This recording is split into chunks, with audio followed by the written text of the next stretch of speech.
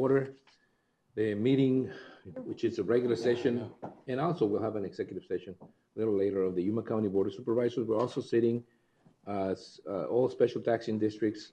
This is the February the 5th meeting. It is 9 a.m. So I'm calling this meeting to order. Now, we're not gonna have the executive session first. We're gonna wait until the end of the meeting, okay? So that we don't have, we don't have people waiting needlessly. So I know, Bill, I know we're just moving you a little bit, but. All right. Well, I've already done that, so. We're going to then move on to the regular session items. Oh, the Pledge of Allegiance. Well, this is regular session items. The Pledge of Allegiance is the first thing in the regular session item. Supervisor McLeod, because of your interference here, you're going to do the Pledge of Allegiance. Please join me in the pledge. I pledge allegiance to the flag of the United States of America and to the republic for which it stands, one nation under God, indivisible, with liberty and justice for all. I have to say it so slow. Yeah. I talked in the secret. So, we're getting more of the public showing up. Here we go. I got his name now.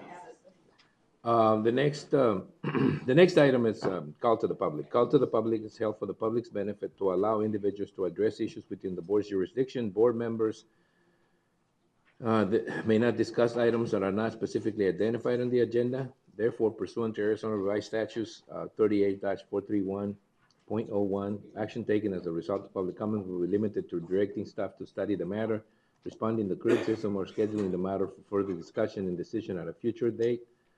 Gloria, are you going to introduce us to the new member?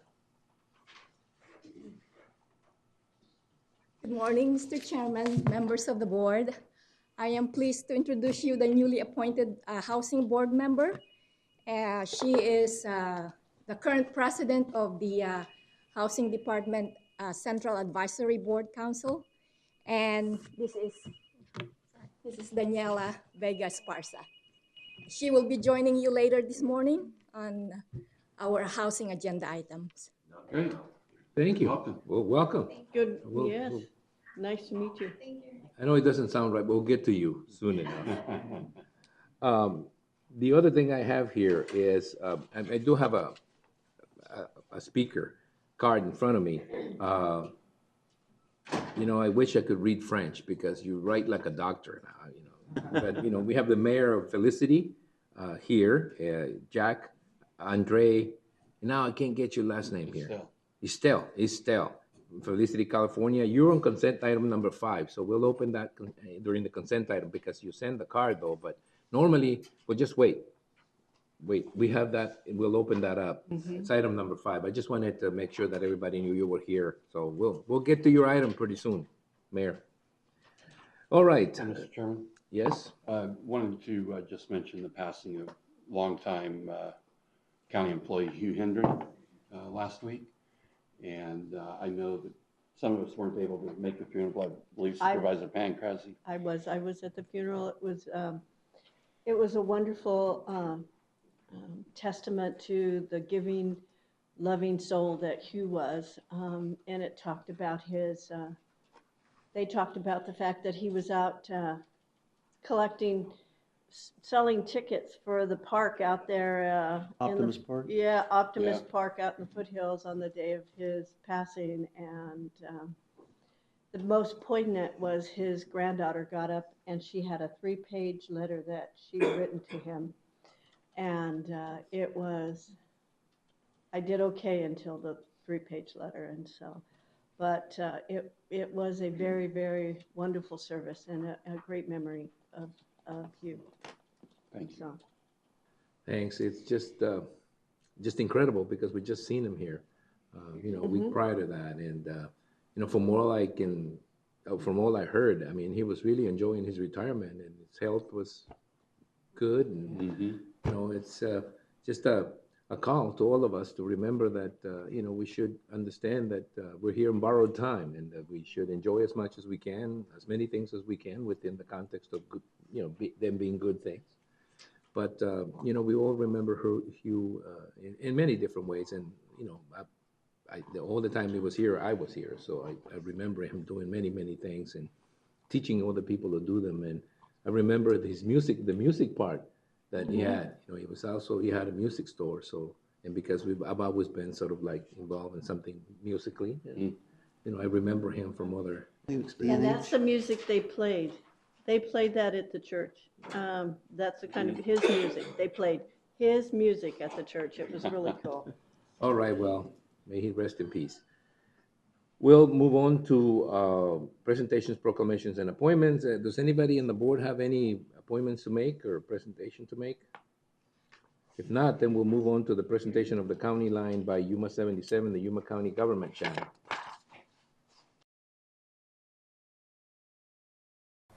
Our annual survey helps give you a voice with your county government. What's the most important thing you should love on Valentine's Day? How about your heart? And a special profile on the Recorder's Office. These stories and more, this is your County Line.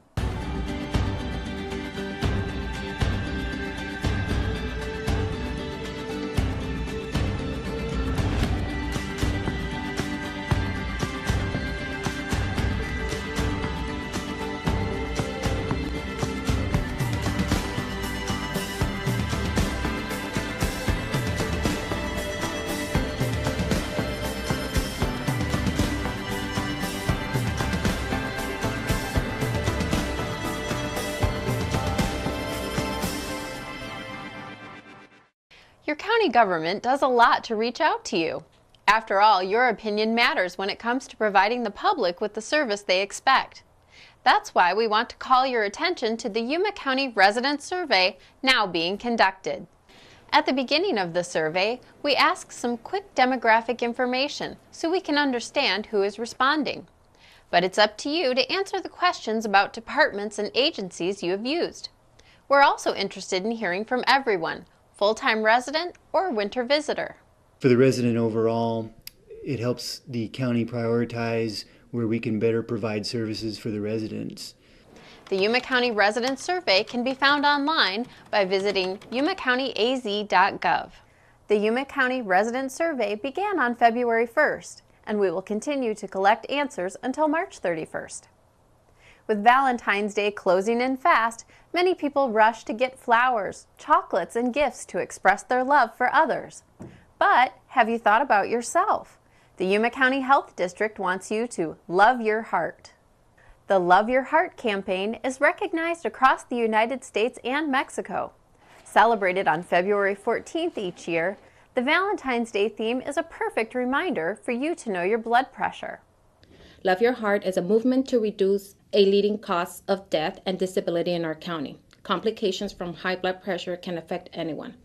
People with high blood pressure often have no symptoms and conditions may go undiagnosed. Early detection, along with education and support, is key. There will be 9 locations set up in Yuma County, so anyone can get their blood pressure checked for free. For more information about the Love Your Heart campaign in Yuma County, call 317-4550. Today, we're profiling the Recorder's Office. And while you might think they just copy documents, the responsibility of this elected office is far greater. The office maintains various records and performs functions related to 2 of the most important fundamental rights of all American citizens, which is to own a home and exercise your right to vote. Divided into 2 divisions, we have a public records division that provides services to view public documents and records and record documents associated with real property, recording a deed to a home, a transfer of property amongst 2 individuals or entities, mortgages, and various documents that would be related to real property or other records that would be made open to the public. The other division of the office that is voter registration handles all of the voter registration for the county, maintaining the records over 100,000 voters to exercise their right to vote. So we not only maintain all of the voter records and assign each voter to an appropriate jurisdiction or district, we handle all of the early voting processes, which is fairly popular nowadays, mailing out ballots to a voter for any eligible election. So the Recorder's Office is basically the custodian of records for any public document that is related to real property in the county. We record plat maps and surveys, any mortgage of record or a deed transferring property.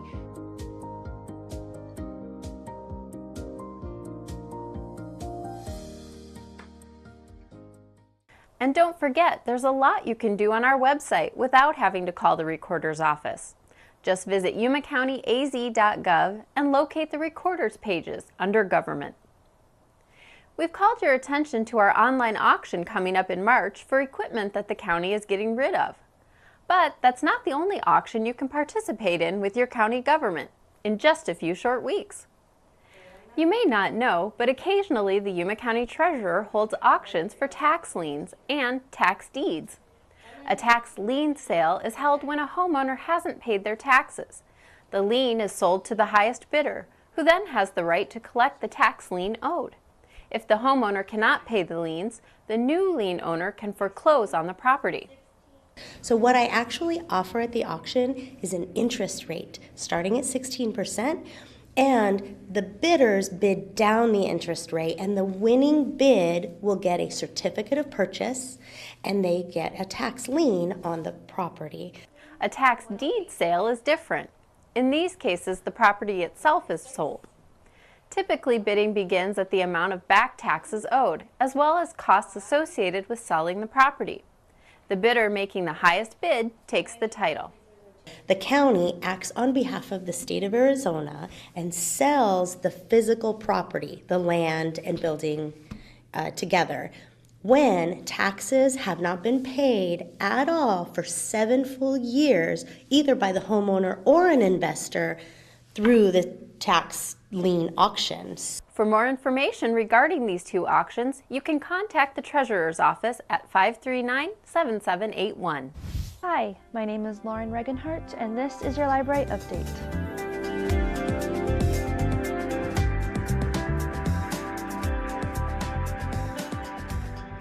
Now that the holidays are over, it is time for the season of love, and we hope that you love the library as much as we do. If you love to read, then the winter reading program is the perfect way to get a taste of literature. The theme is Feed Your Brain, Read, and runs through February 28th.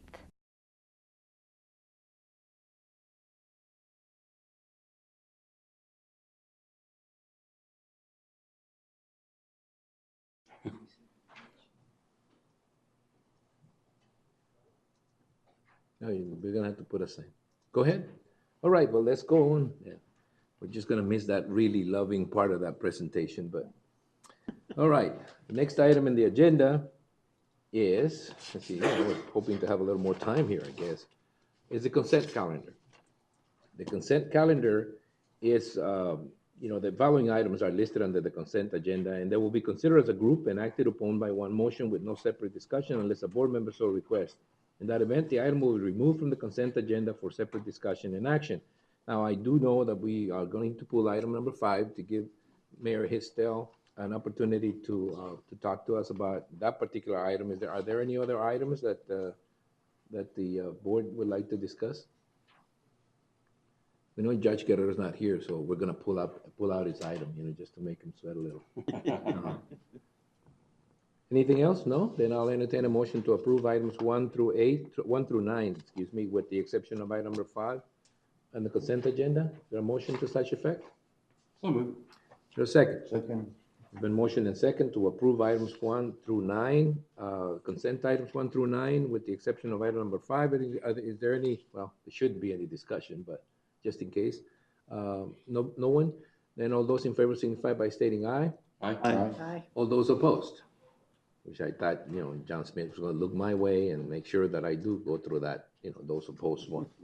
The motion carries unanimously. We'll open up item number 5. Item number 5 is from the county administrator, is to adopt resolution number 2018-03, supporting the 20th anniversary of the Marine Corps Korean War Memorial on March 9, 2018. And we do have a special guest here today.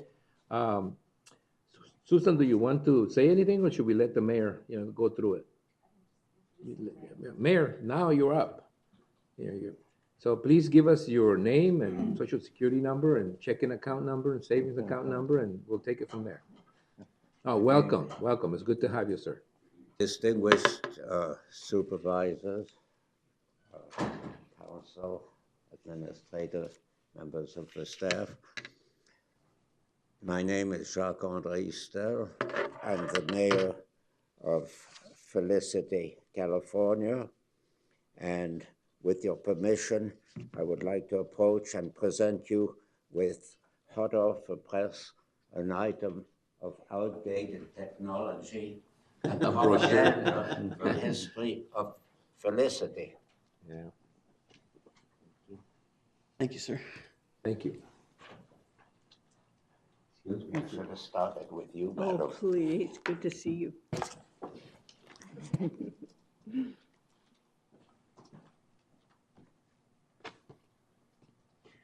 Mr. Chairman, in reminding me of my place of birth, I must acknowledge a failure to my heritage, as at age 89, I still await a complaint for sexual harassment. The 9 March will commemorate many anniversaries that have come together.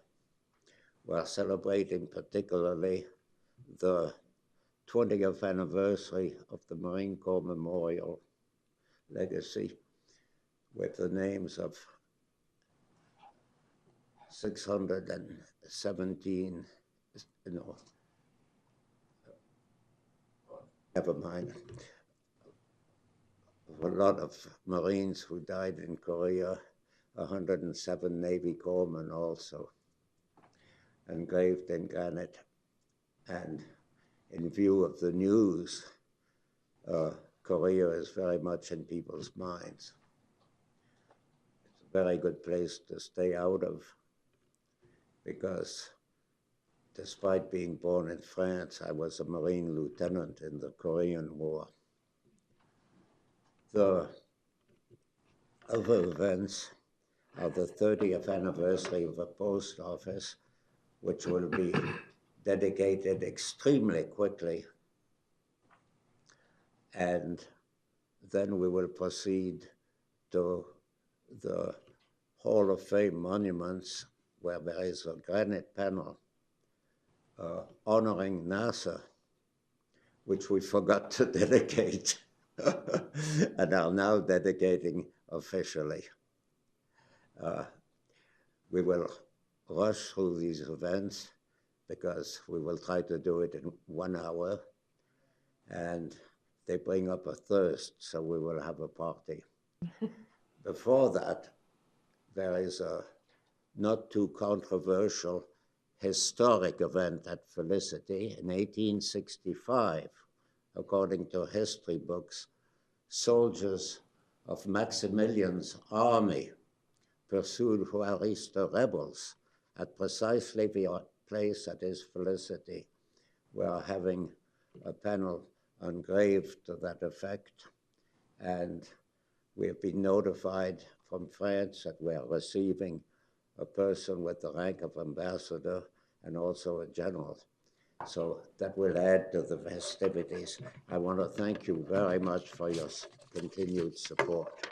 Thank you, Mayor. And I'm going to read the resolution. I'm going to read the resolution for the record, okay, so that we can approve it. I'm going to read it. This is resolution, and we didn't put a number in there, put a couple of X's in there, so it's 2018. It's a resolution of the Yuma County Board of Supervisors in support of the 20th anniversary of the Marine Corps Korean War Memorial at the Museum of History in Granite.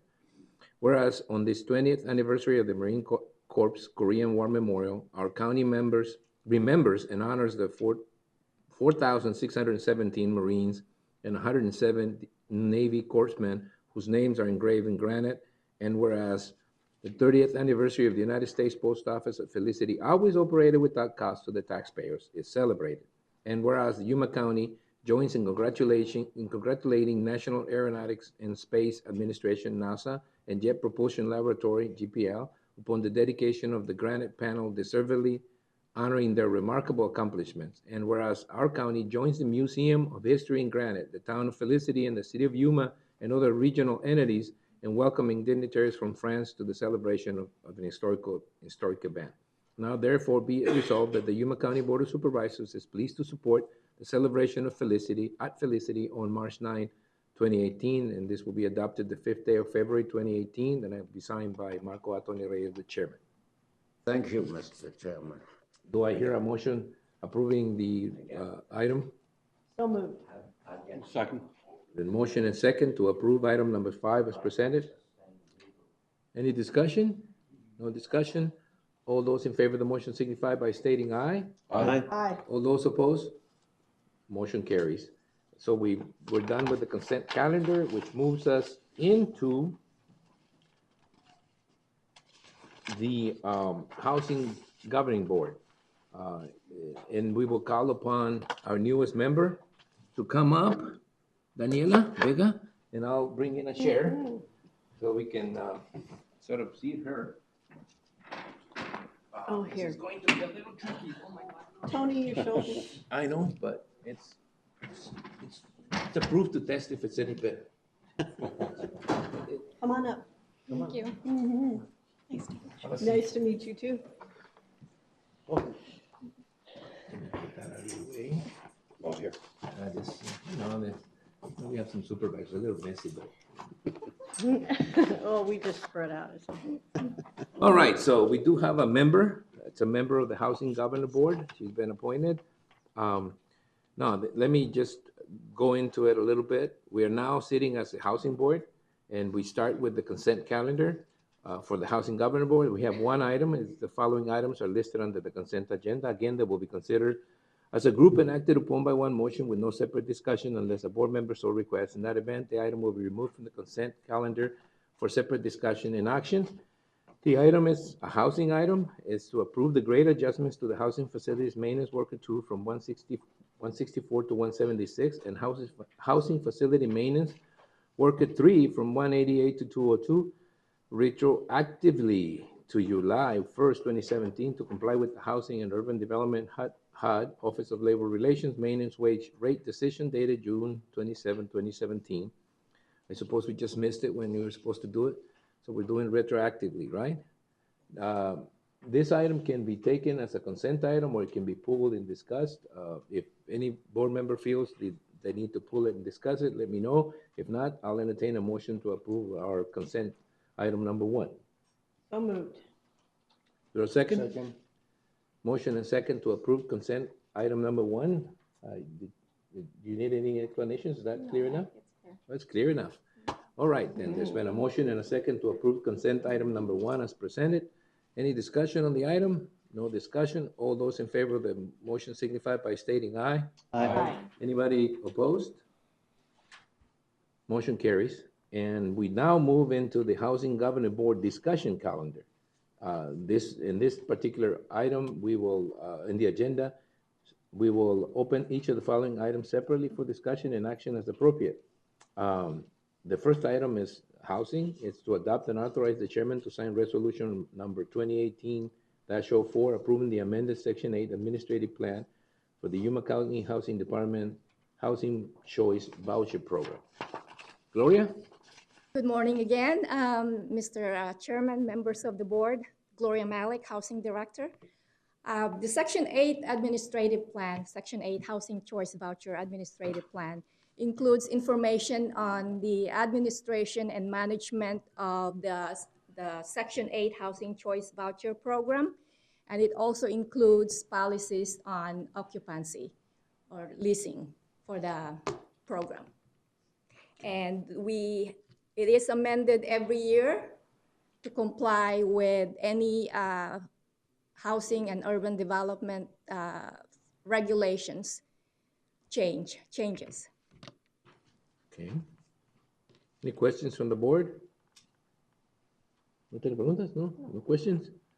No questions from the board, then I'll entertain a motion to approve item 1 as presented. Is there a second? I'll second it. All right, there's been a motion and second to approve discussion item number 1 as presented. Been a motion second, so no discussion? No discussion. All those in favor of the motion signify by stating aye. Aye. All those opposed? Not, the motion carries. Now we have item number 2, which is adopt and authorize the chairman to sign resolution number 2018-05, approving the amended low-rent public housing admission and continued occupancy policy according to the most recent federal regulations for the 3 Yuma County Housing Department developments, which are Valley Vista Apartments, located at 8450 West Highway 95 in Somerton, Arizona, Moctezuma Apartments, which are located in 345 East Juan Sanchez Boulevard, San Luis, Arizona, and Pecan Shadows Apartment, located in 2650 West 3rd Street in Yuma, Arizona. Gloria? Mr. Chairman, members of the board, the public housing low rent admissions and continued occupancy policy, as in short, ACOP, so we don't have to, is amended every year to comply with changes in the federal regulations with the housing and urban development. And it includes information on how to run and the program, and also the admissions and occupancy of the same program. These public housing units are located in Somerton, San Luis, and Yuma. Okay. Are there any questions? I have a question. How do we deal with pets? I mean, I see something about pets but how do we deal with pets in the different complexes? We do allow pets, but there are some restrictions, and we do require the tenants to pay a pet deposit. Oh. Yes, but there are all restrictions, and it is stipulated in this policy, occupancy and policy. Is it size and all that kind of stuff in there too? It is, and depending on, yes. No, it's interesting because, I mean, I don't know why it comes to me at this particular time, but there is always issues about people with pets, and especially in facilities like this one, and how to handle that. And I was just curious because I think I read something in there about pets, and I wasn't really totally aware how you handle pets, but there are restrictions on the. But you do allow We pets. do have a pet policy. Yeah, We do allow. Okay, but that was my only question. If there are no other questions, I'll entertain a motion to approve item number 2 as presented. So moved. No, wait a minute. I'm trying to get our newest member to make a motion here. She looks at me and she wants to, but Oh, right Yeah, ahead. no, we're gonna I was have wondering you why practice nobody it. was So saying would you make the anything. I'm motion? not looking over there. Okay, she's making the motion. Good. And is there a second? Second. There you go. You see that Somerton crew starting to come in. There's the motion and second to approve item number 2 as presented. Any discussion on this? There are no further discussion. All those in favor of the motion signify by stating aye. Aye. Anybody opposed? Motion carries. Thank you. Item number 3. It's another housing item. Obviously, we're in the housing section, but the item is to adopt and authorize the chairman to sign resolution number 2018-06, approving the Yuma County Housing Department's Family Self-Sufficiency Program Action Plan. This is the program that does what? I know what it does, but I just want you to come up. The Family Self-Sufficiency Program is part of the 2 other bigger programs, the Section 8 Housing Choice Program and the low-rent public housing. It is a program that we put all the participants in a contract, up to a 5-year contract, and it can be extended if if there's some Circumstances that, yes. necessitate. And it enables the participant to be able to set a goal for themselves for 5 years, whether it is employment, higher education, or become homeowners. And they set these goals.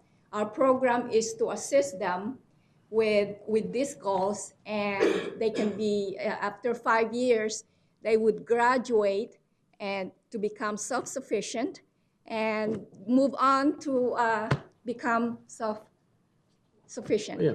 Okay.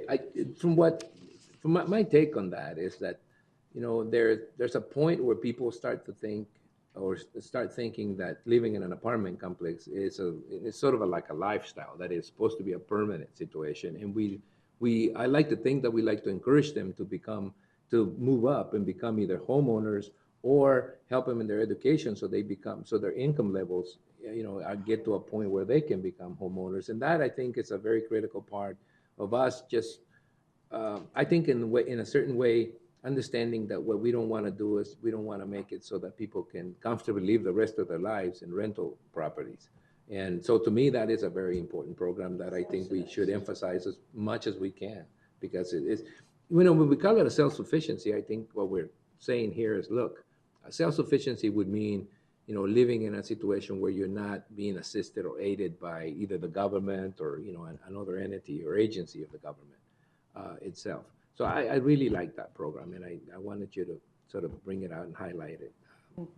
I think it's a good way to complement, the fact that, we call it public housing, and I think in some ways that presents an image that, some sort of a stigma that I like to think we're trying to move away from with programs like this. And Mr. Chairman, members of the board, may I add also to that where this program actually helped us in moving up the waiting list. Every 5 years, we have to replace them from our waiting list, which is like equivalent to a 3-year waiting.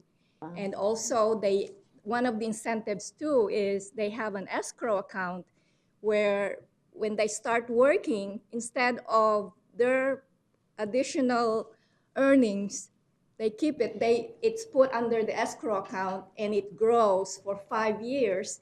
And they could use that account when they graduate to either buy a home, become a homeowner, or further their education. And we do have a lot of success stories on these programs. I think we had a board member that was part of that self-sufficiency program here that we she was in the newspaper when she graduated. So, it's a great program. I like to think that it complements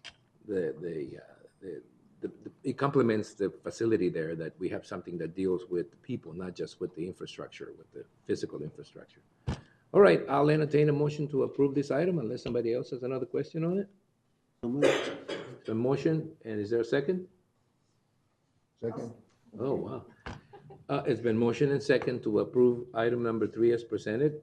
Any more discussion on the item? No more discussion on the item. All those in favor signify by stating aye. Aye. I do not want you guys to fall asleep, so I will bring something up. I mean, it looks like the crowd is getting restless there for a minute. Item number 4.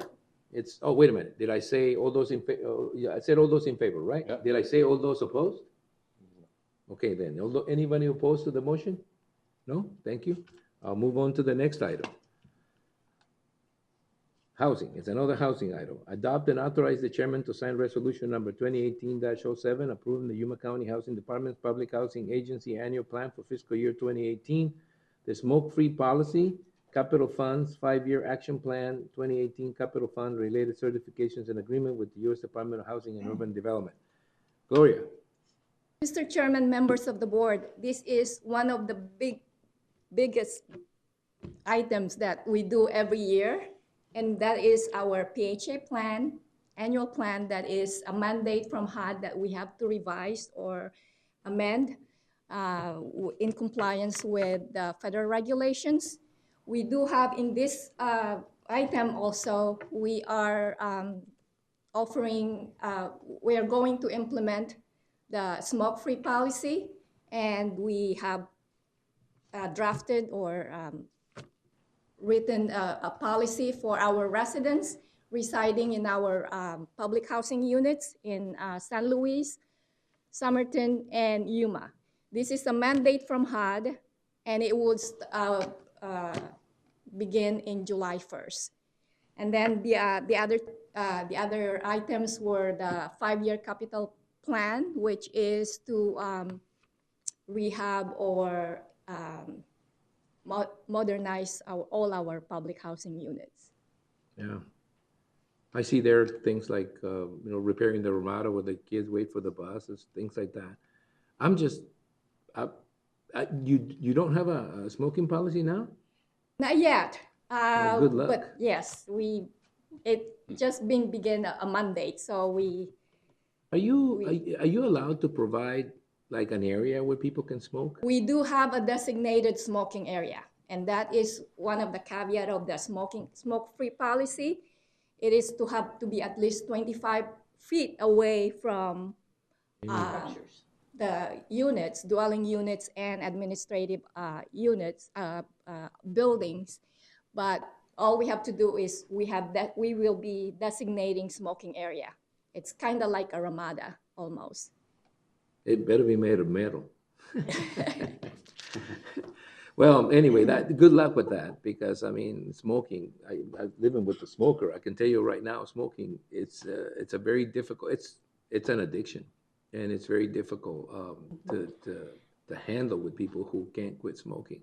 It's a good way to try to force them to quit smoking, but you know, if you didn't provide some place to do that, you know, you would have a lot of people breaking that. So I'm glad that you are providing some location that people can go in there and I guess bent off a little bit, or Yeah, in the middle of July. in the middle of July.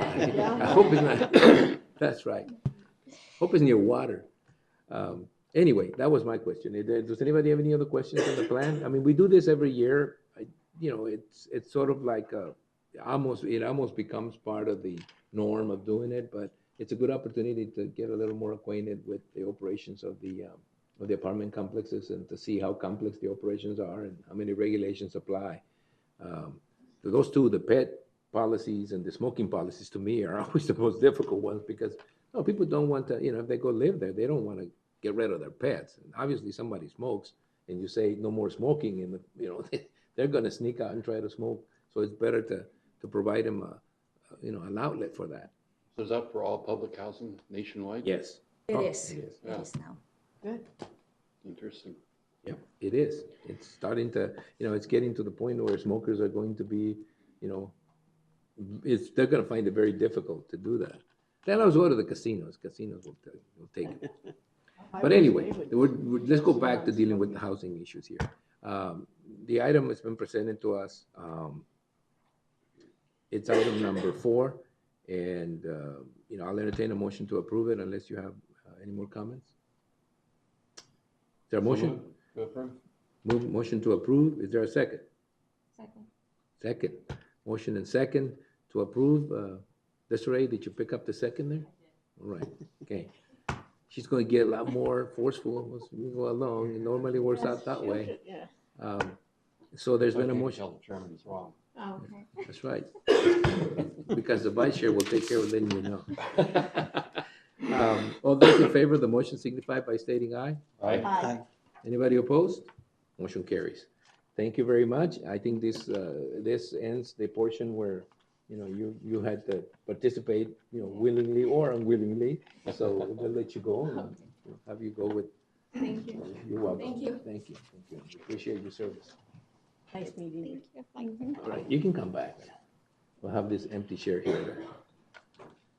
All right, that took care of all the items for the Yuma County Housing Governance Board. I'm going to adjourn them and return to the Yuma County Board of Supervisors in regular session. We have 3 discussion items, of which the third one I think applies to the executive session that we're supposed to have. So we're going to move that one, continue, have that open, and continue on with the meeting until after we go back to that item when we finish the executive session.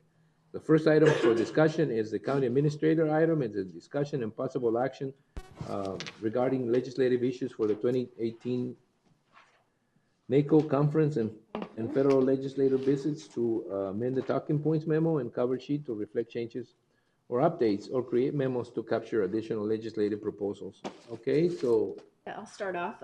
Every year we prepare talking points memos that identify the top priorities for Yuma County as they are affected by state and federal policies and or regulations. And this year is no different. We're going to be preparing NACO talking points to go to the NACO conference, which is early March.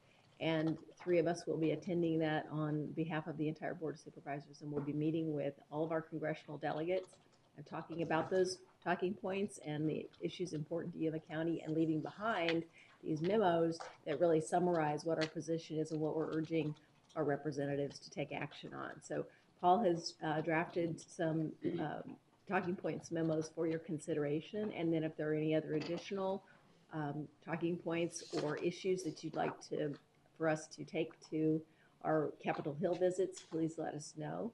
And we're also preparing this year, Supervisor McLeod asked that we prepare some NACO resolutions. That way we could get, if possible, the entire NACO board supporting the positions that Yuma County, priorities of Yuma County. So we'll be going over those as well. Thank you. Good morning, Mr. Chairman. Paul Melcher, Deputy County Administrator.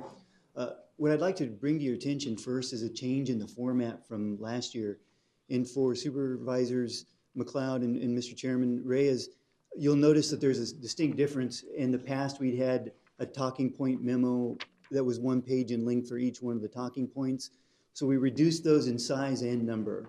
The county administrator and I went through and based on the input that we had received from the board, pared down that extensive list of talking points that we had in the past, came and solidified a smaller version of that, and we also condensed the talking points to really get to the heart of the matter. The previous board had expressed the request to reduce this so the handouts would be shorter, so they wouldn't seem to be overwhelming to the legislator when they were presented.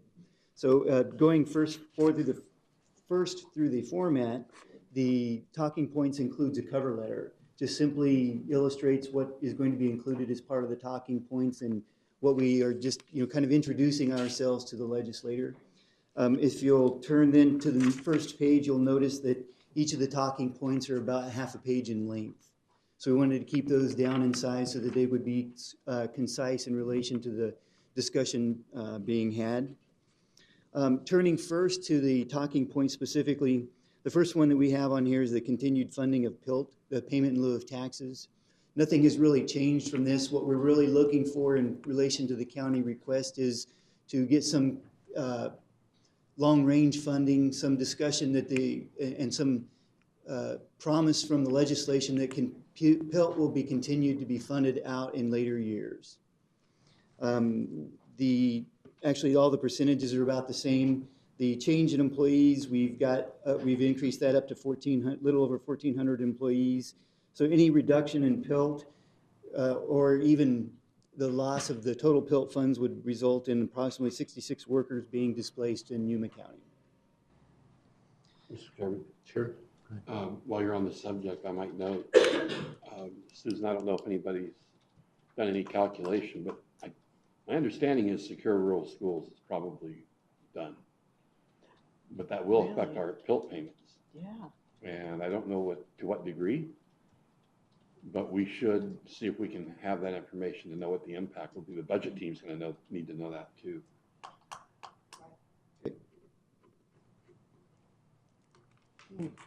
I have a little bit of I know we're trying to make them short and concise. The over inspection of trucks at the San Luis II Port of Entry in San Luis, Arizona, the point where Yuma County is joined by business owners, operators, and all the cities in Yuma County in opposition to, I guess it must be the federal motor carriers located in inspection station at San Luis Port of Entry.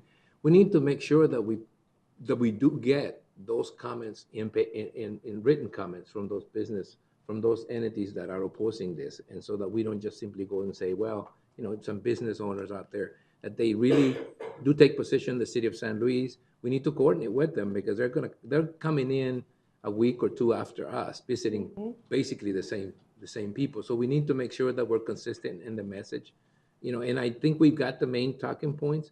We just want to back it up a little bit with more documentation, even if we just give them a sheet and then give them all the secondary letters of support from all these different entities,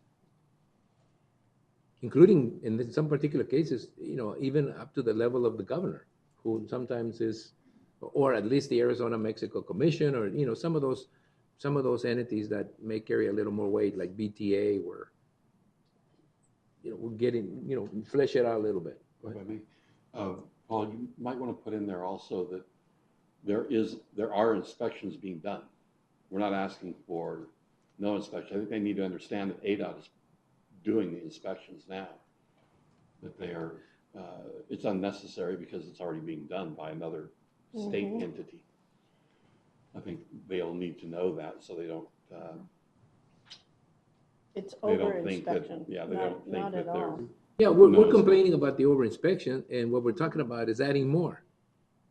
You know, adding a second, another facility that people will, the trucks will have to go through, not only the state, but then now the federal. So it really, we're going in the wrong direction with this.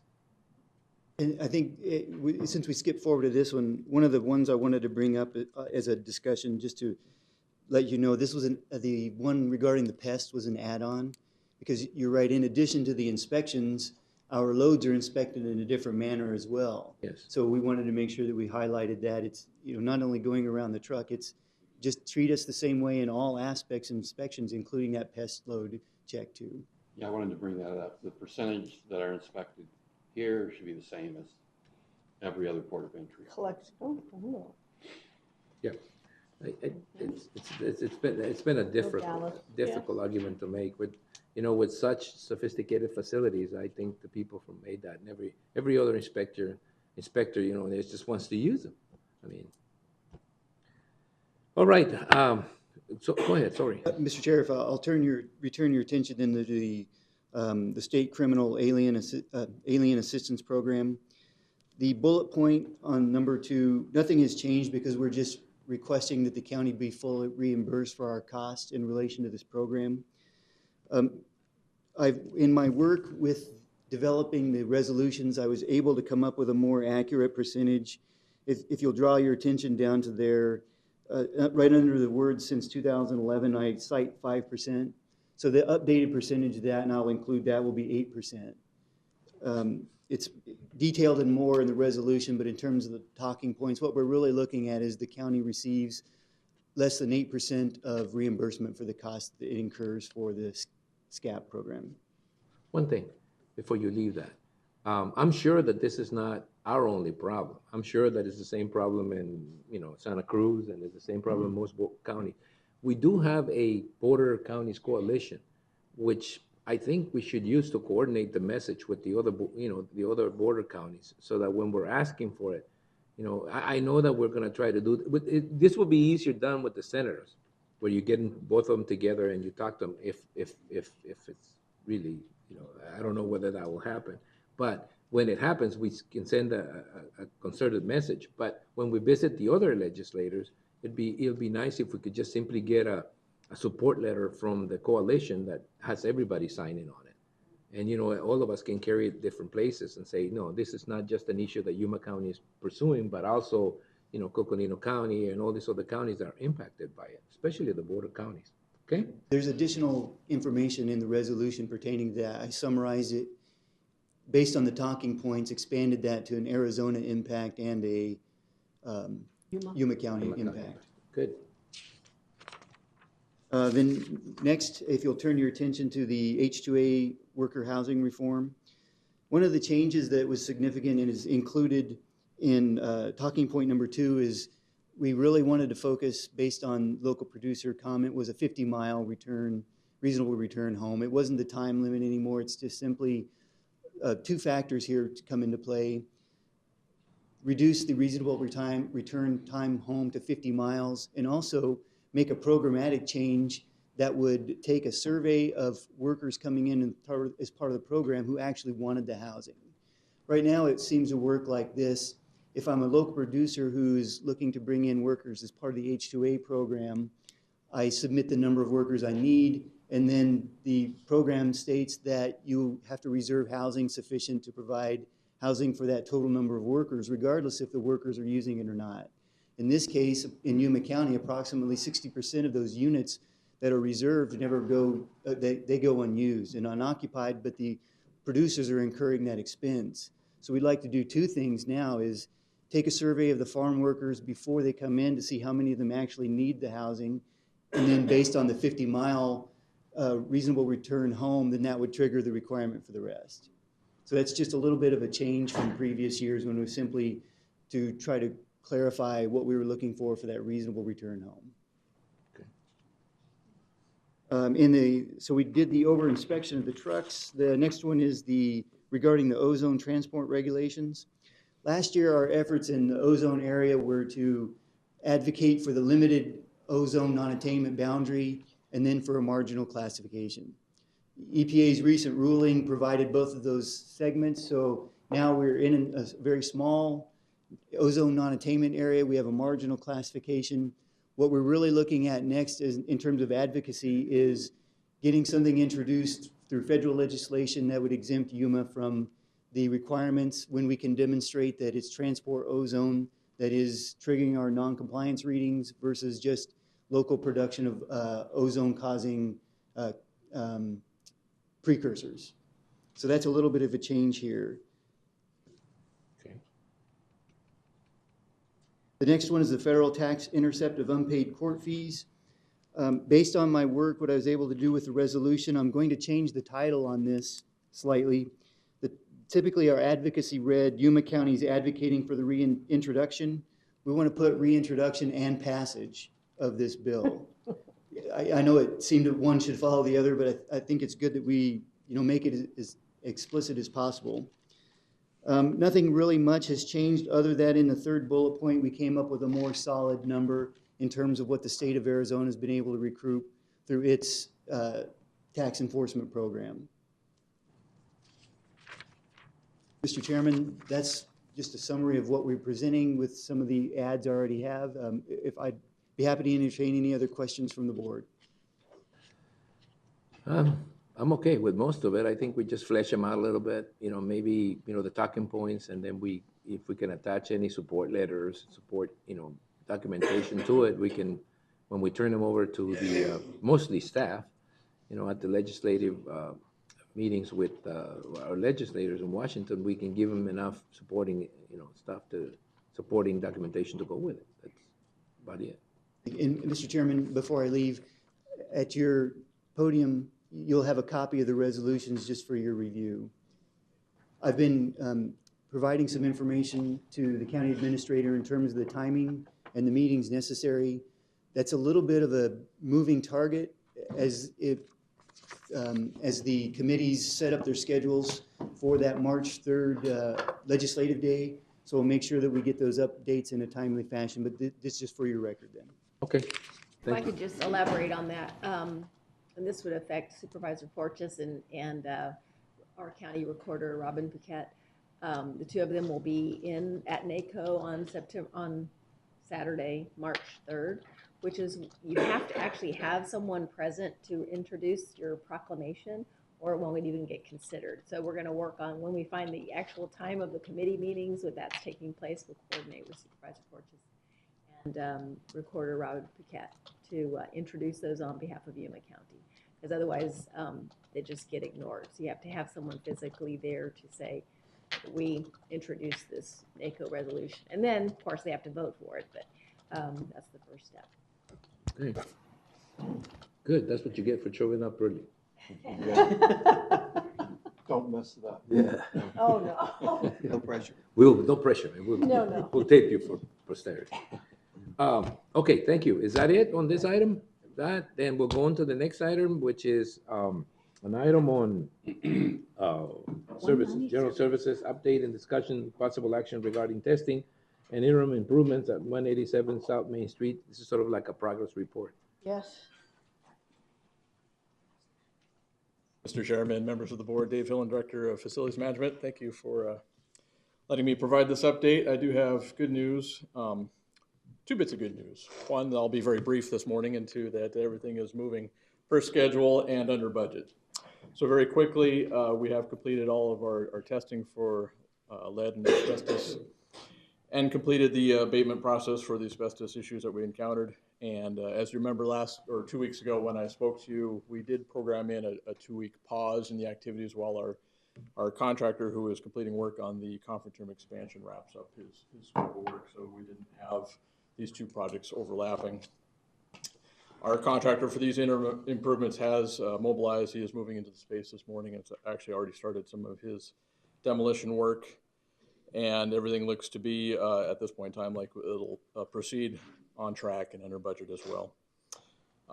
Next week, our cleaning contractor will come in to do his first phase of work and then revert back to the general contractor who will wrap up by mid-March.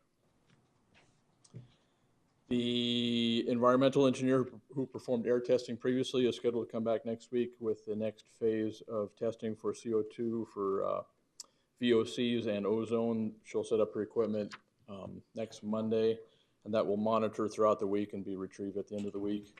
It'll then be brought to the lab for analysis, and about a week after that, we should have a report back with any findings and any further recommendations. Mr. Chair and Dave, will that, that'll include CO2? Yes, Okay. that's the main component. In addition to that, the volatile organic compounds. Mm-hmm. These were the three things that were slightly elevated, nothing into a dangerous level, but something that you wanted to look at a little bit more closely. So, and then the ozone levels as well, primarily on the first floor. Okay. The sidewalk project, this was an alternate that we're moving forward with, went to the revised plans, went back to the city of Yuma for plan review last week and have been approved. So those are being packaged up and sent back out to our contractors for rebidding. And the mechanical engineer has completed his initial assessment of the room 130 with the ballot machine and is putting together his plans for moving forward with that unit install as well. Would that be in that little front room? The front room, yes. Mm-hmm. The northwest corner of the building. Yes.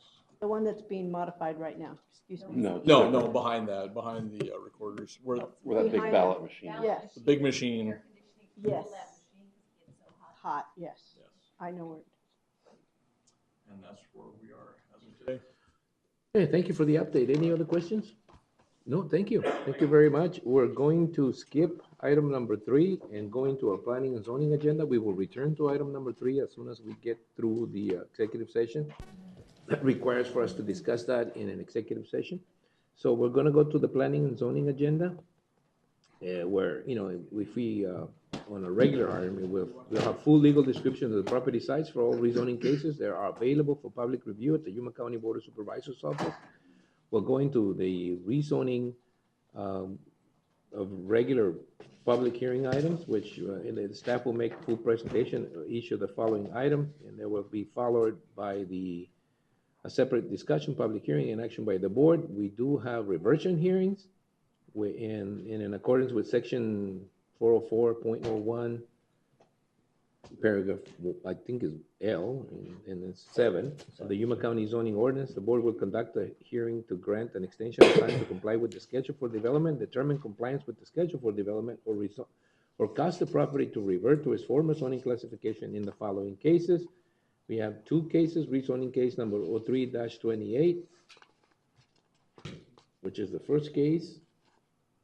And this is, again, in accordance with the same section of the Yuma County zoning ordinance, action to grant an extension of time to comply with the schedule for development or cause the property to reverse to its former rural area 10-acre minimum zoning classification for assessors parcel number 197-19-001, formerly 112-23-013, located at the southeast corner of Avenue 4E and County 13th Street, Yuma, Arizona. Staff, go ahead. Thank you, Mr. Chairman. Fernando Villegas, Senior Planner, presenting a reversion of rezoning case 0328. Rezoning case number 0328 was approved by the board on April 5th, 2004, subject to the completion of the schedule for development. The subject parcel is located at the southeast corner of Avenue 4E and County 13th Street. The original zoning map shows the subject property zone RA10, and the current zoning map shows the subject property zone SSB2. The subject property remains in agricultural production. The schedule for development was not met by the applicant. A tentative plat for residential subdivisions was required. A final plat was required. Paved roads to county standards were required, and only 2 access points were allowed from Avenue 4E. The Board of Supervisors granted an extension of time of 5 years to comply with the schedule for development on April 2nd, 2012. The deadline to comply with the schedule for development was April 2nd, 2017. The board of supervisors has the option to grant an extension or revert to the original zoning, which is RA10. Staff recommends to revert the zoning to the original RA10 zoning classification. Staff sent certified letters to the owner, and we received no response from the property owner. Mr. Chairman, this concludes the staff presentation for this case. All right, I'll open it, it's a public hearing, I'll open it to the public. Is there anyone in the public that wants to address the board on this particular issue? If not, I'll go back to the board for their discussion and action. Any questions from staff?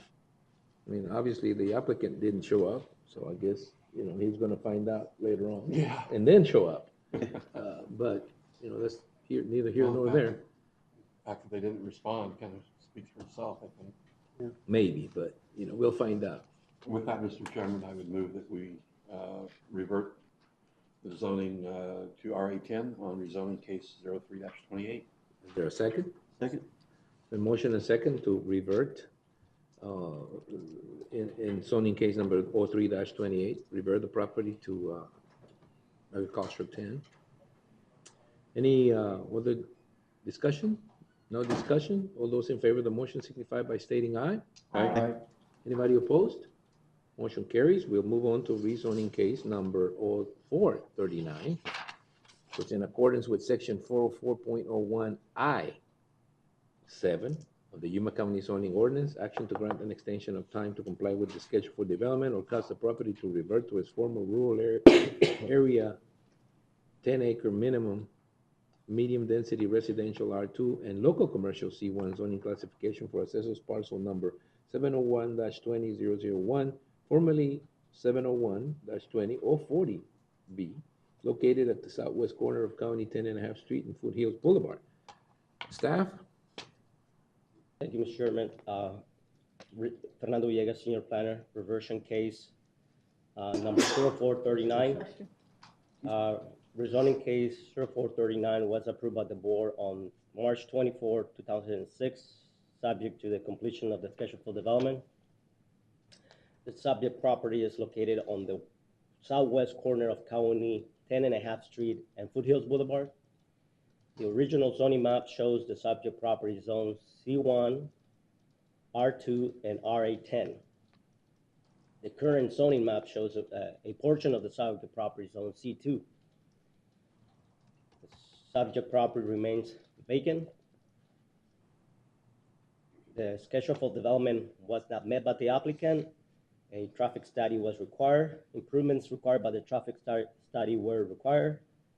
Access was required to be in accordance with Yuma County standards and specifications.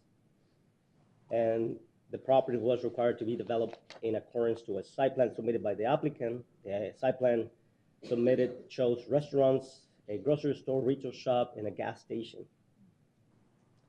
The deadline to comply with the schedule for development was March 24, 2009. The board has the option to grant an extension, revert the zoning to RA10, R2, and C1 zoning classifications. The staff recommends to revert the zoning to the original zoning classifications. We send letters to the property owner, certified letters, and we received no response from the property owners. This concludes the staff presentation. All right, well, I'm gonna open up the item to a public hearing section. Is there anyone here, is there anyone here in the public that wants to address the board on this matter? I'm not seeing anyone. I'll go back and close public hearing and turn it back over to the board. We're trying to meet the 10-year deadline on this one. I mean, look, the problem is, to me, if nobody, if you send registered letters and try to contact the individuals and it's been this long, I mean, I'm sure that at some particular time, someone is going to come back and say, I want to do this or I want to do that back. But I think that the regulations have changed so much over the last 10 years that we may really necessitate them to come through the process again. It's been too long. So I'll entertain a motion to revert, which is the recommendation of the staff. I'll make a motion, Mr. Chairman, to revert it back to its original zoning of RA10, R2, and C1 zoning classification. I'll second that. Then motion and second to accept the staff recommendation of reversion. Anybody has anything else to add? If not, all those in favor signify by stating aye. Aye. Aye. Anybody opposed? Motion carries unanimously, and we will move on to event calendars and current events, and then we'll go back to executive session, just to get to the point. All right, so in this item, board members and county administrator will report on and may discuss events attended or to be attended on behalf of the county. You may present a brief summary of current events or may update the schedule for future board of supervisors meeting as appropriate. No legal action will be taken. We'll start with Supervisor Pancras. Thank you, Mr. Chair. I attended the past two CSA meetings, I attended the last CSA Medium Caucus meeting in Phoenix, and then the Board of Directors meeting following that. On that Saturday, I attended the Yuma County Chamber Awards dinner out at AWC, and it was nice to see all the small businesses involved out there. I attended 4-H barbecue, and their drive-through program that they have now is amazing. Mm-hmm. You can drive through and get your barbecue and be home in no time. It was really good, great food. I did a NACO webinar on eliminating childhood hunger in Yuma County. I attended a conference call for ABWC, a conference call for CSA Legislative Committee. I attended SELA, which is the 4-H animal showing out at the fairgrounds. I did 2 days of breakout sessions in San Luis on the new port of entry, and which were very, very informative. I did the ABWC conference call and the CSA legislative conference call again. I attended the board meeting for Yuma Heritage Area Commission. They have a committee set up and have gotten it down to 11 names to replace Charles Flynn as when he retires, and they'll be narrowing it down with interviews and that very soon. I went to Hugh Hendren's funeral, which was very, very well attended, and I attended Redondo Day's dinner and fundraiser for the Historical Society. That's it? Just kidding. Wow. Just kidding. Everybody just take a minute to catch your breath. Now we'll go on with Supervisor McLeod. Not only that, she left out two things. Yeah, well, you see, that's what I'm talking about. Okay. You also attended the legislative reception, right? Oh, yes, I did. Yes, I did. I forgot that one. And Yes. You also attended the Rural Impact County Challenge Yes, I did. teleconference, right? Yes, I did. Okay. Okay. Thank you. I did Oh, and you also do took some time to send us all reports on the legislature with that yellow sheet that you Yeah. continually I put know. in that. I also did the Legislative Policy Committee meeting, and thank you for filling in for me while I was out of town last week. I appreciate that. I attended the state budget briefing at City Hall. They give a very rosy outlook on projected income, and no mention of making the county whole. Imagine that. Also attended the Project Central dinner, and there were a number of very fine persons that may be interested in joining the program this coming year. So happy to see that. I attended the Copa High School groundbreaking for their new rebuilding project. I missed that one. I don't even recognize that place. I know. We both went to school there. We grew I know, up right there, and it doesn't look anything is going to be much different very soon. I also attended the 4-H barbecue, the CSA legislative reception, the CSA board meeting, and I mentioned the Rural Impact County Challenge. Kudos to Diana Gomez, who really helped put that together. I agree. And she's putting together a committee now of persons that will work on this project. It's a year-long coaching project, and so we'll see what comes of that. But congratulations to Diana for being forward-thinking and putting that together. And Being Supervisor selected, Pancrazzi agreeing to serve on that panel, so thank you. Supervisor Simmons. I'm afraid to turn over to the left. Let's see, attended the Arizona Peace Trail meeting in Welton where we had with some stakeholders, and Paul still trying to work out the final track on that. Agribusiness dinner that they had over at the old Quartermaster Depot. Assisted the town of Welton with their tractor rodeo they had out there this first year. The town's actually sponsored it. Used to be the Yuma Regional Medical Center did it, but they backed out, so the town picked it up. Attended the Navy League Car Show, which was really good. Also, the proceeds go to support local Navy and Marine families, so that was a nice thing to go to. Attended the YMPO for Thank you very much. no, Supervisor Pancrazzi and Martine, they were busy. Also attended the Redondo Center dinner honoring Shirley Murdoch, which was a really good time. Saw a lot of people there, and know the family well, so it was nice talking with them. Attended the YPG 75th anniversary, and I wanted to send a compliment out to Colonel Poppenberger and his staff. They did an excellent job considering the crowd that they had. I think it was a lot more than what they were hoping, but it was a lot.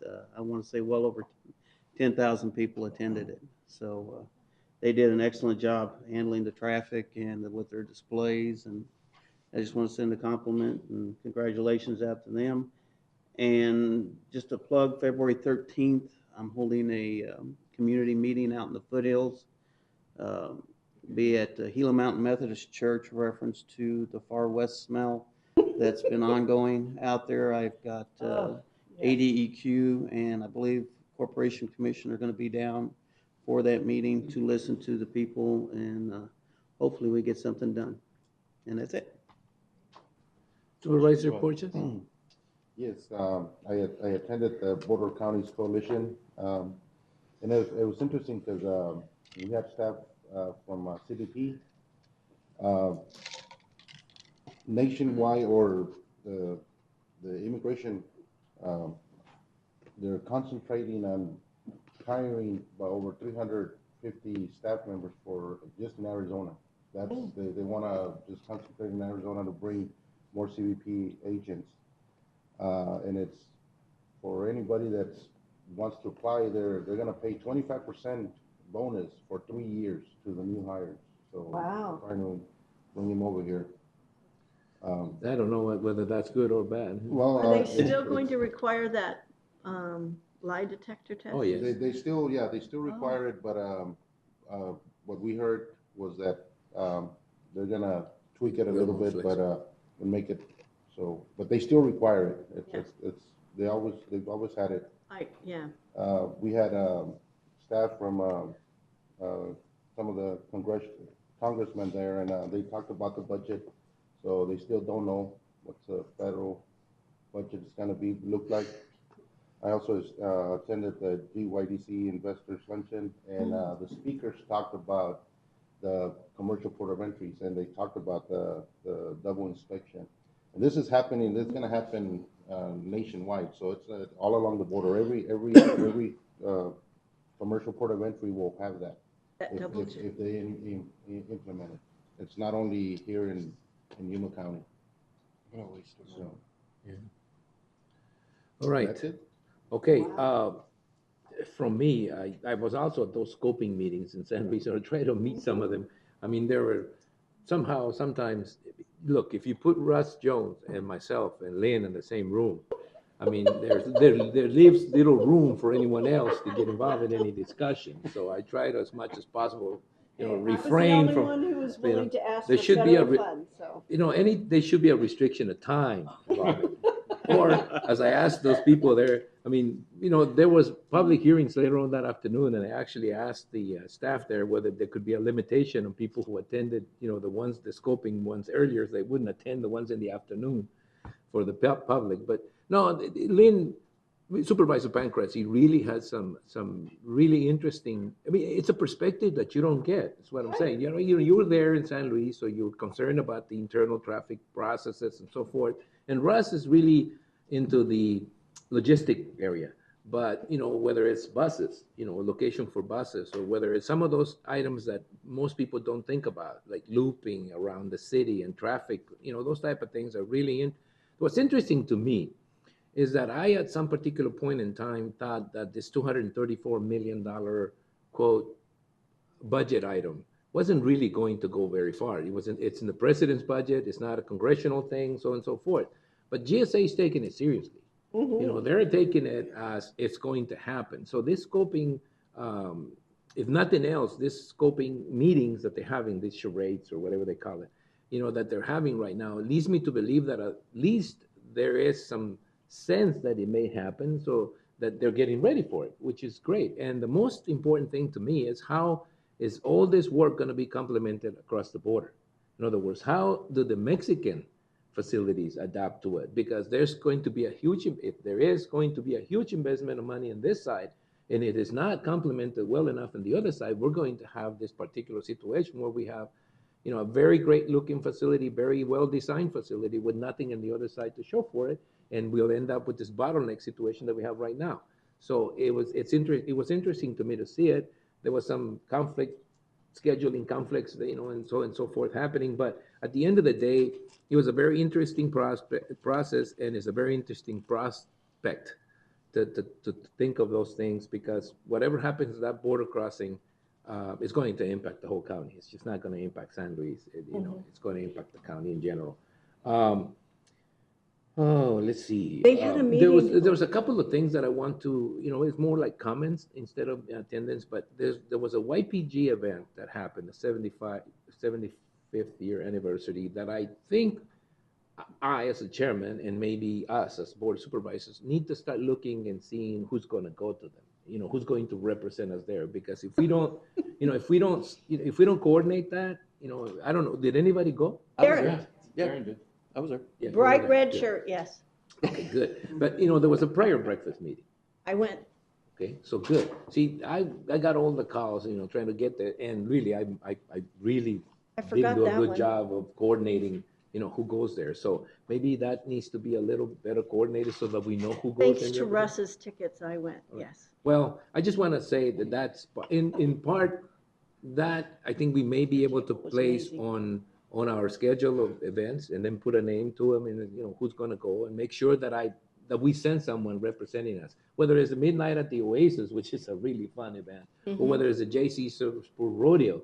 I think we need to have a presence there that is, you know, officially representing the board, the county. And if I'm not going to make it, I certainly would like somebody else to do so and be, you know, formally a representative of the board.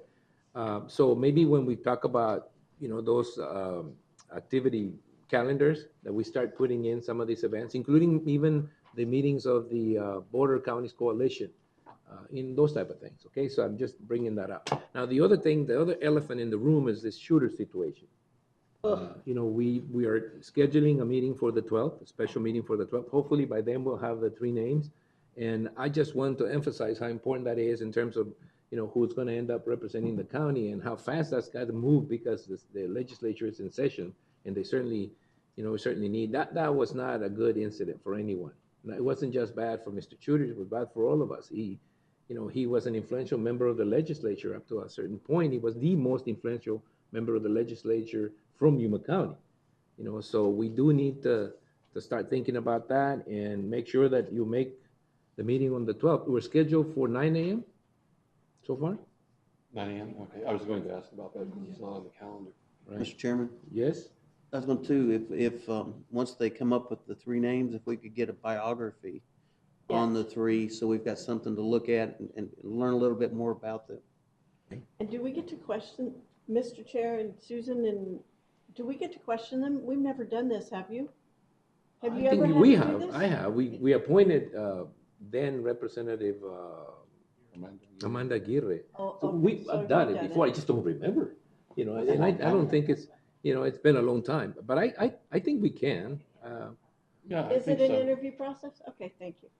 It'll be done in open session, though. I wouldn't, Okay. I think this has got to be done in open session. I agree. I don't know if this reaches the point, and I guess legal can answer that, or whether this could be considered a job interview where a person may just simply say, I don't want this item discussed in public or something. Does it reach that point? I think we provided some guidance back with Amanda Gary. I think a lot of the deference goes to the committee precinct men who make the recommendation from the party to the. Well, I know the process. I mean, they'll send us 3 names and we'll likely get a bio. But we That's don't what you're talking interview about. them in executive. But we don't have to, do we get a chance to bring them up to the podium and ask them why they want to serve, those kind of things? We'll provide some legal guidance to you All right, before that okay. meeting. We'll look into it, Thank make you. sure you. All right. Okay, well, that takes care of that. Susan, One more thing. one more thing? Desiree, would you please send out a notice of the meeting that Supervisor Simmons referenced on the 13th? Thank you. There is Oh, another yes, I meeting on the wanna- 13th, exactly, yes. Oh, his community meeting. Community meeting. Yeah, the community meeting. There's another meeting on the 13th, right, isn't there? A water meeting. Well, the one Regular that special Supervisor Simmons is holding in the evening. Yeah, there's also a BOS meeting Oh, I that see, day. I see. Yeah. You're not talking about the special session No. at the library? Mr. retreat. Chair, I forgot another event that I attended, and that was the prayer breakfast. And the speaker at the prayer breakfast was a former Walt Disney animator, and he was mesmerizing. You could have heard a pin drop during his speech. And it was just a really, really outstanding program and very, very well attended. It was just crowded, so. Good. Yes. I'm glad somebody went because Yes. they tried to contact me 3 or 4 times, and I was thinking always I was going to go and I was going to go and I was going to go and I didn't, and I just felt really bad that I didn't had alternative, things set up, and I thought, well, if nobody went, it's I really got not to a see good a thing whole to lot do, of but people I anyway. haven't seen in a long time. It was really nice. Oh, good. I enjoyed Good. it. So anyway, yes. Mr. Chairman, members of the board, just wanted to let you know that once you all go on break for executive session, we will play the county line, and we tried to recover it. We hopefully have it in mind, so that'll play while you're in executive session. Yeah. And also for your meeting, just a quick scrivener that we will be live on Facebook during that important meeting next week. Now, the question I would have is, can we stay here for the executive session, or do we have to leave the? We have to leave. We have to leave. Okay, all right, that's not a problem. I'm not kicking you out. I just wanted to make sure we weren't live somewhere, we didn't know about it, while we're having an executive session here. So okay, all right, thanks. Susan? So I was able to attend the Urban Waterfronts Conference a week ago, Friday and Saturday, which was the first ever time that it's been in Yuma. And that was due to the influence of Charlie Flynn, who will be sorely missed. Yes. And I'm not sure there's ever going to be a real replacement for him, but there will be a new face in that position. I also attended the Chamber of Commerce Awards dinner, which was very good. And we also had the Detention Officer of the Year and Sheriff's Deputy of the Year recognized by the Chamber members. So that was very nice. The GYEDC Investors Luncheon just talked about how important border traffic is and the ability to move things smoothly back and forth. And then the Arizona City County Management Association that I attended last Wednesday through Friday, during which we found out about the replacement process needing to take place. And then I've been in communication with the Yuma County Republican Party chairman, who is assembling the group, and they do have enough precinct committee men to do the process here and not have the other alternative process, which takes longer. So they've got 36 committee men. They need 30 for that process to take place. And then we are going to have a meeting here next Monday, February 12th at 9 a.m. for you to consider those candidates. And the Republican Party chair said they would be available. And if they are voting on the 8th, then I will ask him to make sure that you get bio information from them as soon as possible right after that.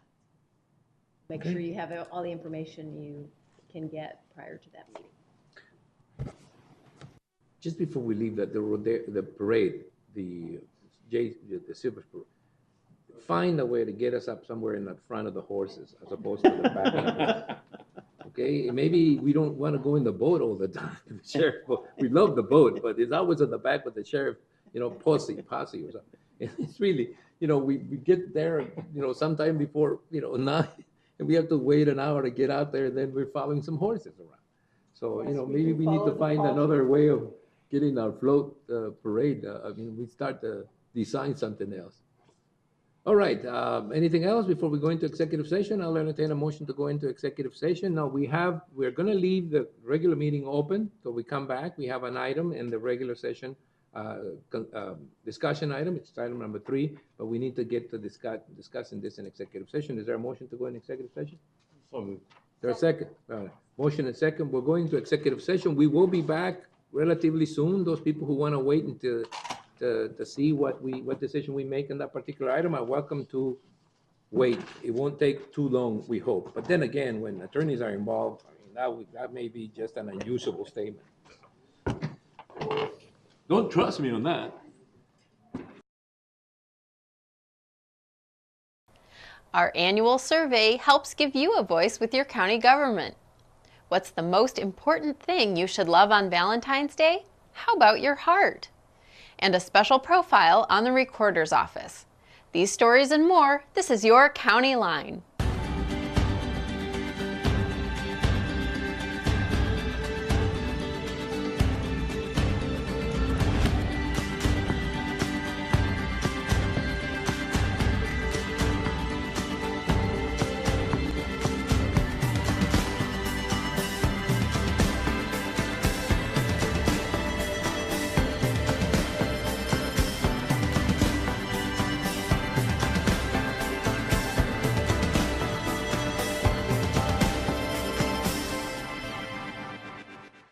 Your county government does a lot to reach out to you. After all, your opinion matters when it comes to providing the public with the service they expect. That's why we want to call your attention to the Yuma County Resident Survey now being conducted. At the beginning of the survey, we ask some quick demographic information so we can understand who is responding. But it's up to you to answer the questions about departments and agencies you have used. We're also interested in hearing from everyone, full-time resident or winter visitor. For the resident overall, it helps the county prioritize where we can better provide services for the residents. The Yuma County Resident Survey can be found online by visiting yumacountyaz.gov. The Yuma County Resident Survey began on February 1st, and we will continue to collect answers until March 31st. With Valentine's Day closing in fast, many people rush to get flowers, chocolates, and gifts to express their love for others. But have you thought about yourself? The Yuma County Health District wants you to love your heart. The Love Your Heart campaign is recognized across the United States and Mexico. Celebrated on February 14th each year, the Valentine's Day theme is a perfect reminder for you to know your blood pressure. Love Your Heart is a movement to reduce a leading cause of death and disability in our county. Complications from high blood pressure can affect anyone. People with high blood pressure often have no symptoms and conditions may go undiagnosed. Early detection, along with education and support, is key. There will be 9 locations set up in Yuma County so anyone can get their blood pressure checked for free. For more information about the Love Your Heart campaign in Yuma County, call 317-4550. Today, we're profiling the Recorder's Office. And while you might think they just copy documents, the responsibility of this elected office is far greater. The office maintains various records and performs functions related to 2 of the most important fundamental rights of all American citizens, which is to own a home and exercise your right to vote. Divided into 2 divisions, we have a public records division that provides services to view public documents and records and record documents associated with real property, recording a deed to a home, a transfer of property amongst 2 individuals or entities, mortgages, and various documents that would be related to real property or other records that would be made open to the public. The other division of the office that is voter registration handles all of the voter registration for the county, maintaining the records over 100,000 voters to exercise their right to vote. So we not only maintain all of the voter records and assign each voter to an appropriate jurisdiction or district. We handle all of the early voting processes, which is fairly popular nowadays, mailing out ballots to a voter for any eligible election. So the recorder's office is basically the custodian of records for any public document that is related to real property in the county. We record plat maps and surveys, any mortgage of record or a deed transferring property.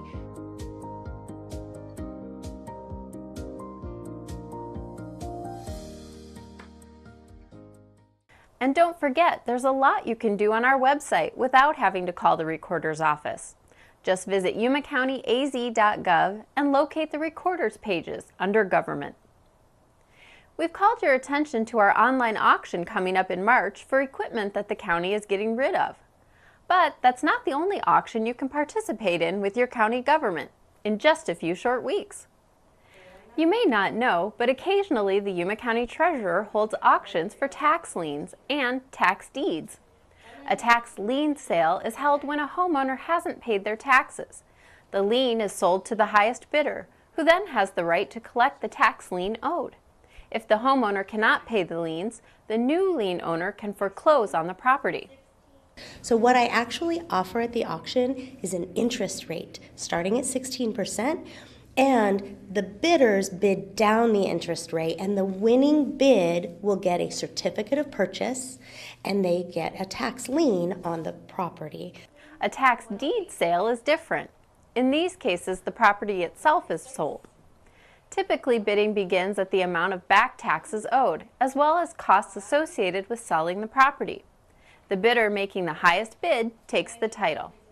The county acts on behalf of the state of Arizona and sells the physical property, the land and building together, when taxes have not been paid at all for 7 full years, either by the homeowner or an investor, through the tax lien auctions. For more information regarding these two auctions, you can contact the Treasurer's Office at 539-7781. Hi, my name is Lauren Regenhart, and this is your library update.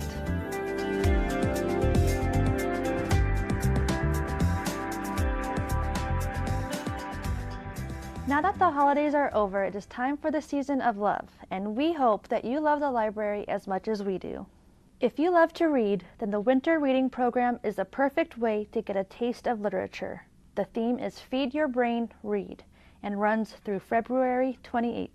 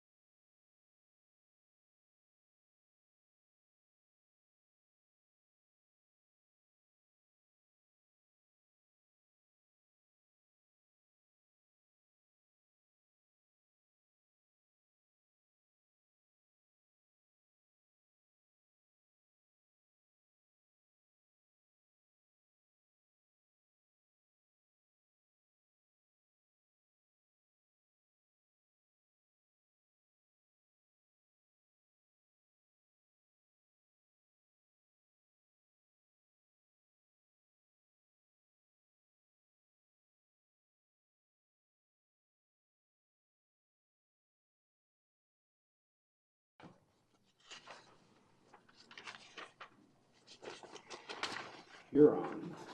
All right, I'll entertain a motion to go back into regular session. So move. Is there a second?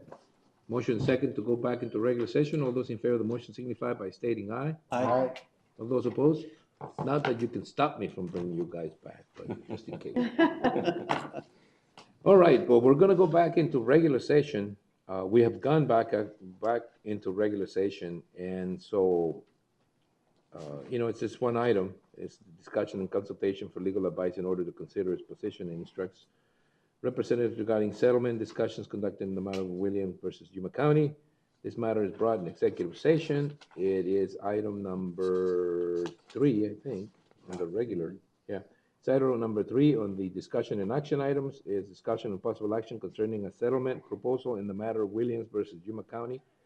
We've had an executive session. I'll entertain a motion to clarify and state our position for the record. Mr. Chairman, in item number 3, Williams versus Yuma County, I move that we accept the settlement offer of $25,000. I'll second. Been motion and second to accept an offer, a mediated offer of $25,000 to settle this particular case. Any discussion on the item? If there is no discussion on the item, all those in favor of the motion signify by stating aye. Aye. Anybody opposed? Being no opposition, the item carries. And that is, I think, the last item to be discussed. I'm hereby closing the public hearing portion of it, and now go back to the board to tell them that's it.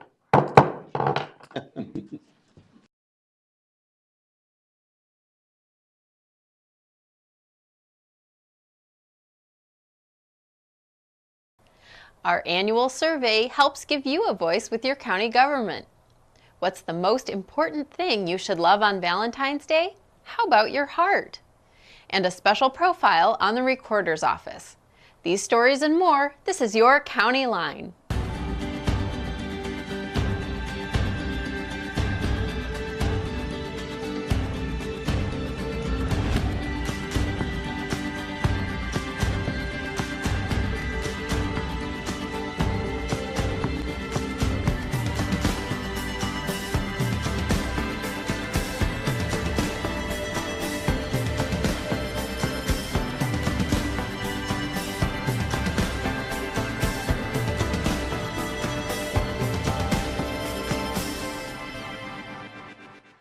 Your county government does a lot to reach out to you. After all, your opinion matters when it comes to providing the public with the service they expect. That's why we want to call your attention to the Yuma County Resident Survey now being conducted. At the beginning of the survey, we ask some quick demographic information so we can understand who is responding. But it's up to you to answer the questions about departments and agencies you have used. We're also interested in hearing from everyone, full-time resident or winter visitor. For the resident overall, it helps the county prioritize where we can better provide services for the residents. The Yuma County Resident Survey can be found online by visiting yumacountyaz.gov. The Yuma County Resident Survey began on February 1st, and we will continue to collect answers until March 31st. With Valentine's Day closing in fast, many people rush to get flowers, chocolates, and gifts to express their love for others. But have you thought about yourself? The Yuma County Health District wants you to love your heart. The Love Your Heart campaign is recognized across the United States and Mexico. Celebrated on February 14th each year, the Valentine's Day theme is a perfect reminder for you to know your blood pressure. Love Your Heart is a movement to reduce a leading cause of death and disability in our county. Complications from high blood pressure can affect anyone. People with high blood pressure often have no symptoms and conditions may go undiagnosed.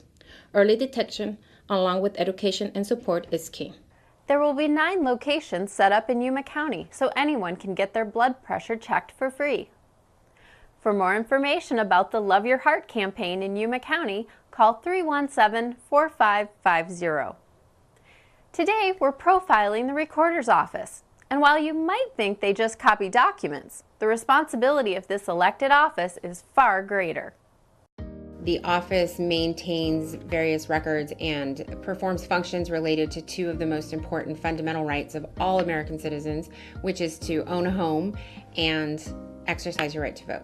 Divided into two divisions, we have a public records division that provides services to view public documents and records and record documents associated with real property, recording a deed to a home, a transfer of property amongst two individuals or entities, mortgages, and various documents that would be related to real property or other records that would be made open to the public. The other division of the office that is voter registration handles all of the voter registration for the county, maintaining the records over 100,000 voters to exercise their right to vote. So we not only maintain all of the voter records and assign each voter to an appropriate jurisdiction or district, we handle all of the early voting processes, which is fairly popular nowadays, mailing out ballots to a voter for any eligible election. So the recorder's office is basically the custodian of records for any public document that is related to real property in the county. We record plat maps and surveys, any mortgage of record or a deed transferring property.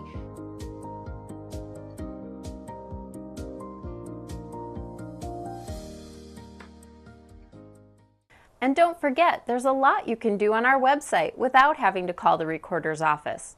Just visit yumacountyaz.gov and locate the recorder's pages under Government.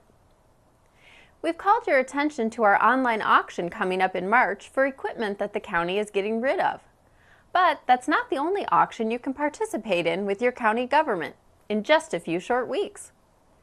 You may not know, but occasionally the Yuma County Treasurer holds auctions for tax liens and tax deeds.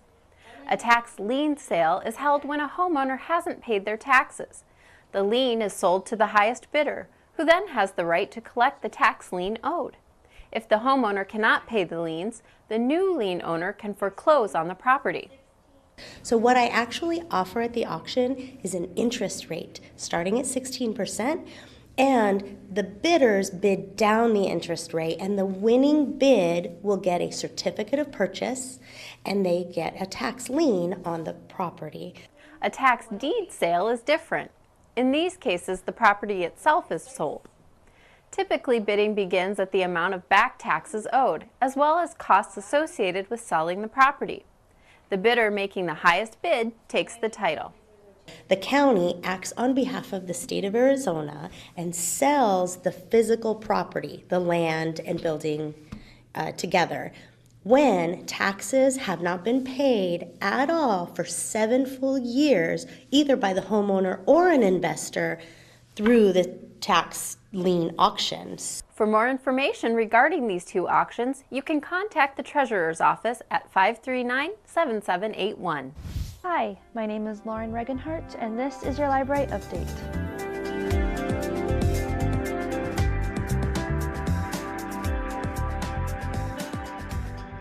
Now that the holidays are over, it is time for the season of love, and we hope that you love the library as much as we do.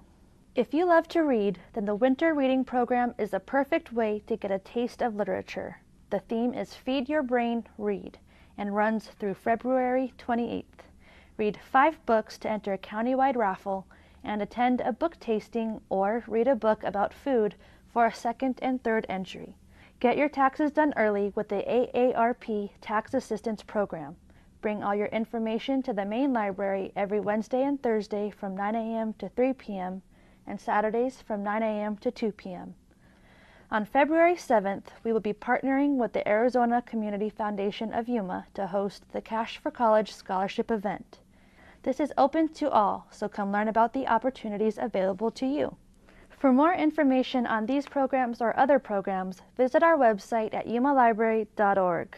Also, find us on social media. Just search for Yuma Library on Instagram, Facebook, Twitter, and Pinterest.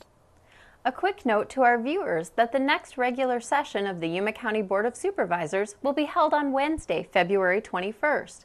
That's because Monday, the 19th, is President's Day, and offices will be closed in observance. As we close this county line, we want to take a moment to remember someone that over the last 19 years had a significant impact on everyone working for your county government. On January 1st, 1999, Mr. Hugh Hendren came to work for Yuma County. Starting as a parks improvement specialist, it was clear from the beginning that he had so much to offer this organization. Hugh went on to become a technical support manager, then to deputy public works manager, and finally he was appointed as the general services director until his retirement in December of 2016. Hugh's enthusiasm, patience, and understanding was well recognized by every employee within our organization. As defined by his career working for your county government, Hugh Hendren was a leader, a well-respected one. Hugh Hendren was laid to rest this last weekend, and we all miss him.